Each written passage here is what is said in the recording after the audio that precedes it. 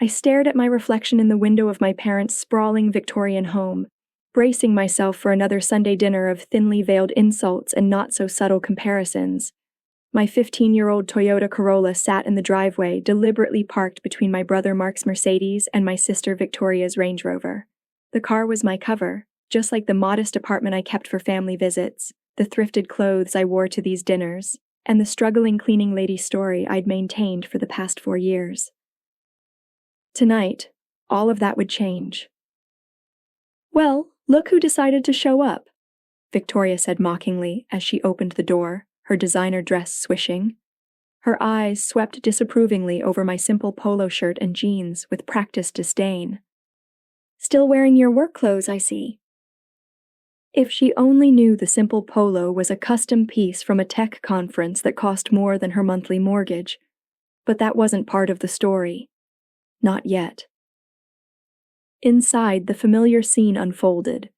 Mom arranging flowers that cost more than they should, Dad holding court in his leather armchair, Mark showing off his new Rolex to his wife Jennifer. The perfect picture of upper-middle-class success. "Olivia," Mom air-kissed my cheeks. "we were just discussing Mark's new promotion to senior vice president, and Victoria's interior design business is simply exploding." "That's wonderful," I said, taking my usual seat, the one with the wobbly leg they never fixed. "Congratulations, Mark." He puffed up like a peacock. "Well, some of us know how to climb the corporate ladder. Not everyone can be content with— what is it you do again? Cleaning houses?" I hid my smile behind a sip of water. My cleaning houses had just signed the final acquisition paperwork an hour ago. In exactly 47 minutes, the news would break. "Speaking of careers," Dad interjected, "Peterson's firm is still looking for administrative assistants. Not much, but better than scrubbing toilets. Maybe you could finally afford a decent car." The TV hummed quietly in the background. CNBC, Dad's favorite channel for tracking his modest investment portfolio. The same channel that would soon— "I'm happy with my car," I said mildly. "It gets me where I need to go." Victoria snorted. "Yeah, to your cleaning gigs and that shared studio apartment. Honestly, Olivia, when are you going to grow up and get a real job?" "Not everyone can have Daddy finance their business ventures," Jennifer added, adjusting her tennis bracelet. A gift from Mark, no doubt. Mom emerged from the kitchen with the roast, her Sunday dinner specialty. Now, let's not criticize. Olivia is finding her way, at 32. Mark laughed. "Come on, Mom, some people just aren't meant for success." I checked my watch. 39 minutes. "Well, I did have some news," I started. "Please don't say you're working on another cleaning app," Dad interrupted. "How much money have you sunk into that pipe dream?" The cleaning app was EcoSpark, the platform I'd built from my dorm room coding project into a revolutionary cleaning marketplace. The company that had just— "Actually," I tried again, "there have been some developments." "Oh, God," Victoria groaned. "Another gig economy hustle? Remember her last one, Mark? What was it, $50 a week scrubbing floors?" The hidden Patek Philippe under my sleeve, a celebratory gift to myself, ticked steadily. 28 minutes. "Speaking of money," Mom chirped, desperate to change the subject, "Mark and Jennifer just put a deposit down on a vacation home in Napa, and Victoria is looking at expanding her design firm to Miami." "Must be nice," Jennifer said with fake sympathy. "Watching everyone else succeed while you're still driving that— what year is your Corolla again?" 2009, I supplied. "It has character." "Is that what we're calling poverty now?" Mark snickered. Dad muted the TV for dinner, but I could see the financial ticker scrolling across the bottom. Any minute now. "You know, Olivia," Mom said, passing the potatoes, "there's no shame in asking for help. Your father and I could still—" "Can't believe you wasted your computer science degree on mopping floors," Victoria interrupted. "At least I invested my education in something practical." The computer science degree, right? The same one I'd used to build EcoSpark, turning those coding skills into— "Honestly, sis, Mark leaned forward. It's time to face reality. You're not cut out for the business world. Some people are meant to lead, others to follow. Nothing wrong with that. 10 minutes. More wine, dear, Mom offered, clearly trying to soften the blows. No thanks, I replied. I need to keep a clear head for later. Hot date? Victoria smirked. Let me guess. Another janitor, or maybe someone from your cleaning crew? 5 minutes. Actually, I have a conference call with some investors, I said truthfully. Investors? Dad scoffed. In what exactly? Your mop business? That app thing again? Mark rolled his eyes. Give it up, Olivia. Not everyone can be successful like... The TV suddenly blared to life. Dad had hit the wrong button on the remote while reaching for his wine. Breaking news, the CNBC anchor announced. In a shocking move, tech giant HomeGlide has acquired EcoSpark for $30 million in cash and stock. The cleaning marketplace founded by Olivia Wilson. The sound of shattering glass filled the room as Dad's wine glass slipped from his hand. What? Victoria whispered. The deal, the anchor continued, makes EcoSpark's founder one of the youngest entrepreneurs to successfully exit in the cleaning tech space. Analysts are calling this the acquisition of the year. My phone exploded with notifications, emails, texts, calls. 4 years of carefully maintained secrecy shattering in an instant. The room had gone completely silent. 5 pairs of eyes stared at me in disbelief as I calmly reached for my phone. About those developments I wanted to discuss, I said softly. Should we talk about them now? The silence stretched like a rubber band ready to snap. Mom's hand trembled as she set down her fork, the silver clattering against fine china. The TV continued its relentless coverage, each detail making my family flinch. Sources say EcoSpark's revolutionary platform has been secretly connecting hundreds of thousands of customers with cleaning professionals for the past 3 years. Estimated annual revenue of $8 million. Founder Olivia Wilson maintained complete ownership. Turn it off, Victoria whispered, but no one moved. My phone kept buzzing. I glanced at the screen, calls from TechCrunch, Wall Street Journal, Bloomberg. The carefully constructed walls of my private life were crumbling spectacularly. This is a joke, right? Mark finally managed, his face ashen. Some kind of elaborate prank? I pulled out my laptop, not the old model they were used to seeing, but my actual work computer. Would you like to see the acquisition papers? But your cleaning jobs, Mom stammered. That terrible car. Covers, I said simply, opening files that showed my real estate holdings. Just like this gig work you mock, I actually built the platform that coordinates all of it. That struggling janitor story was convenient. It let me see who people really were. Dad found his voice, anger mixing with confusion. You deceived us, your own family. Did I? I turned to face him. Or did you deceive yourselves? Too busy assuming I was a failure to notice what I was building? Victoria jumped up, her chair scraping against the hardwood. All those times you couldn't afford to join us for vacations? I was usually in Silicon Valley meeting with investors, I said, or Austin setting up our Texas headquarters, or Boston where I own a townhouse in Back Bay. I smiled. That cleaning gig last Christmas, I was closing a $5 million funding round. But why? Jennifer demanded. Why live like someone we could look down on?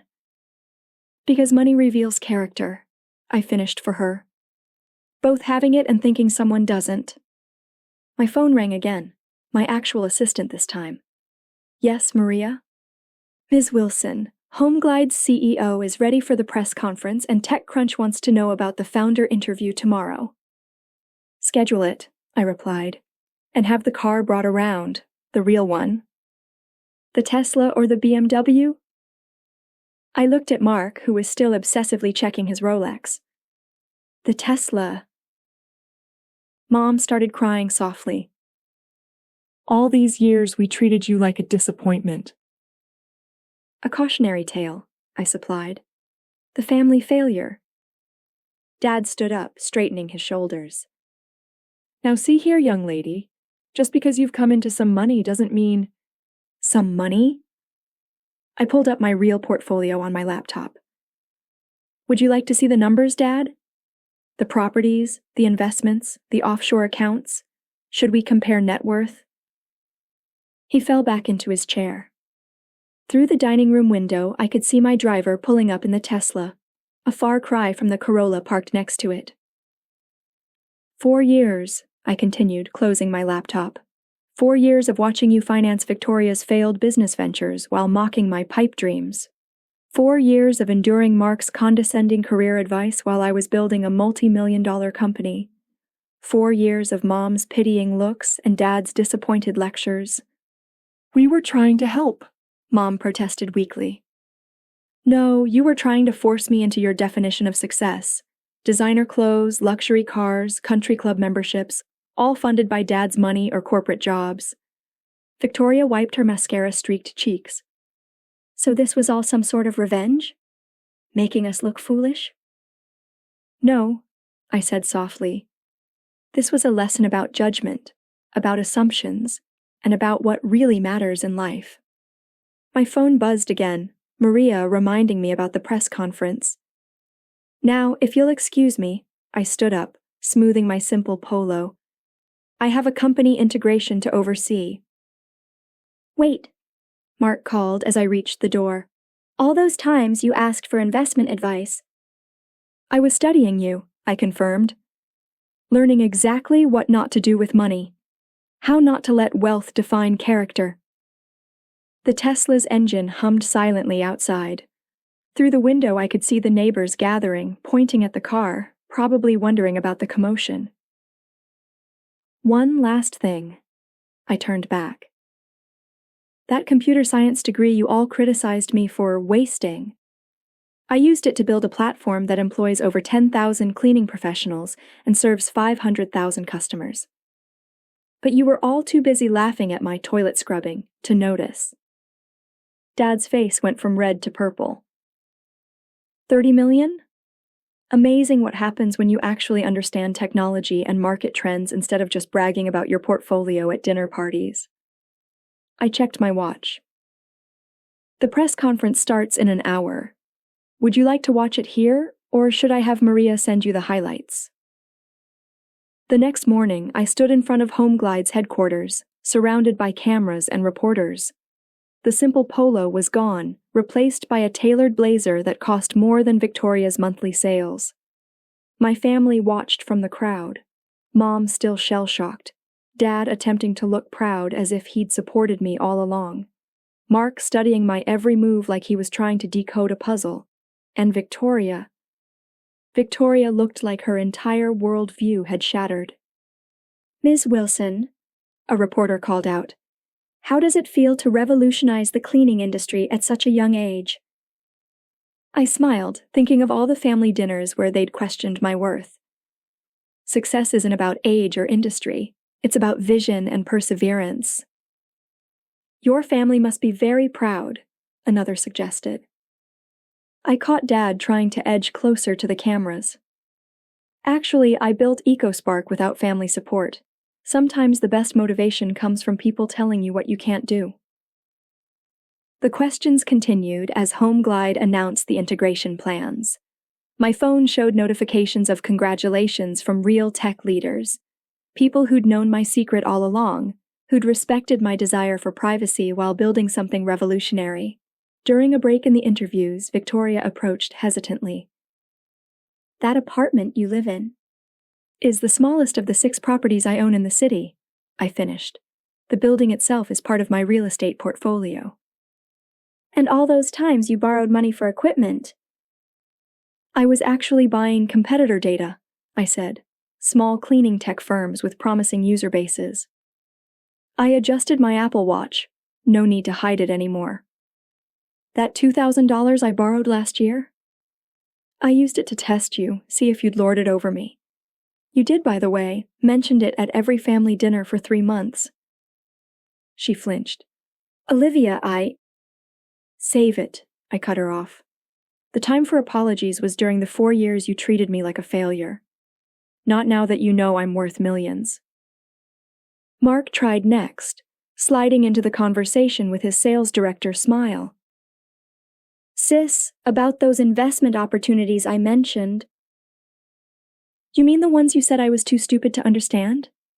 I checked my phone. Messages from my new team at HomeGlide flooding in. I had my team analyze them. Would you like to know why they all failed? He stepped back, facade cracking.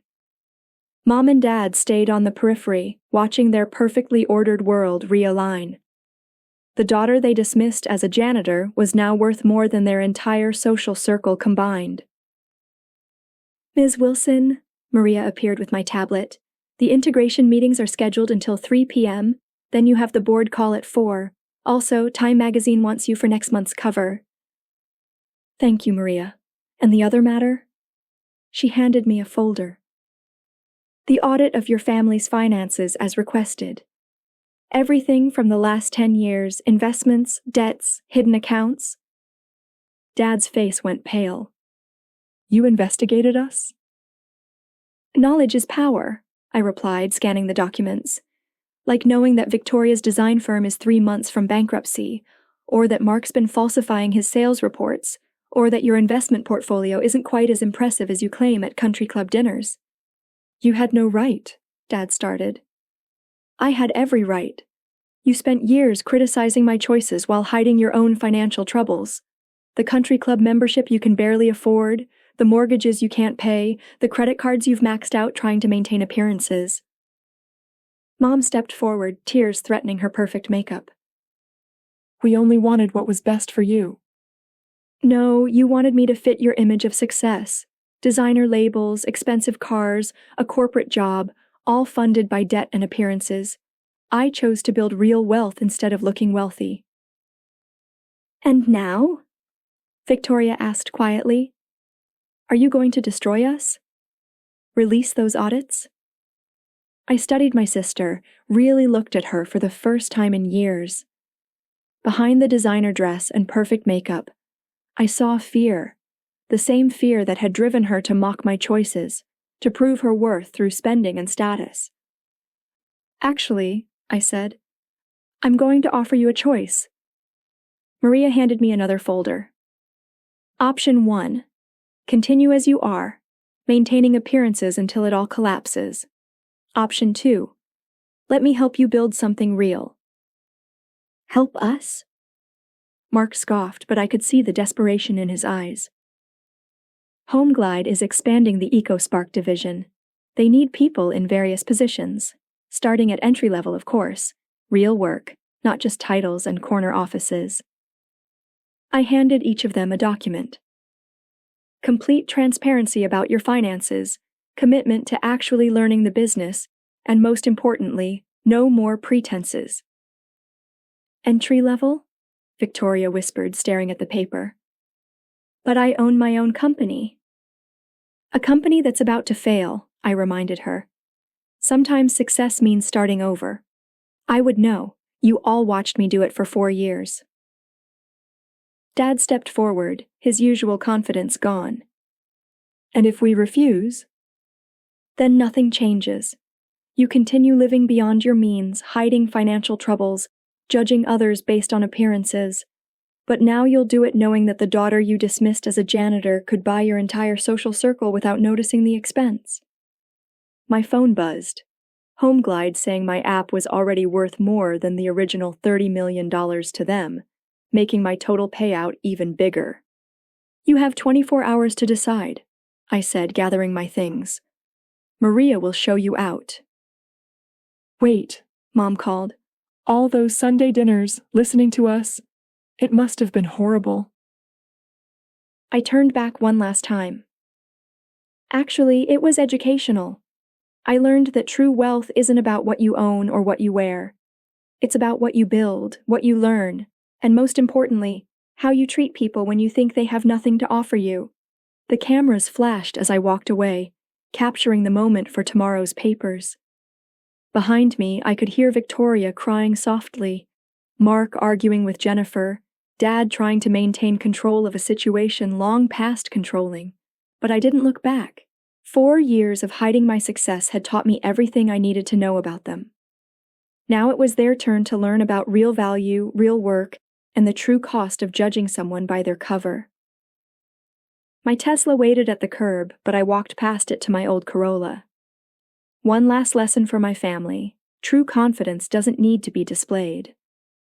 As I drove away, Maria sent me their responses. All 4 had signed the agreements.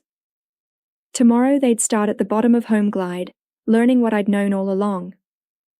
Success isn't about looking rich, it's about building something meaningful. And sometimes the best revenge isn't showing off your wealth. It's proving that the person they looked down on was building an empire while they were busy looking down.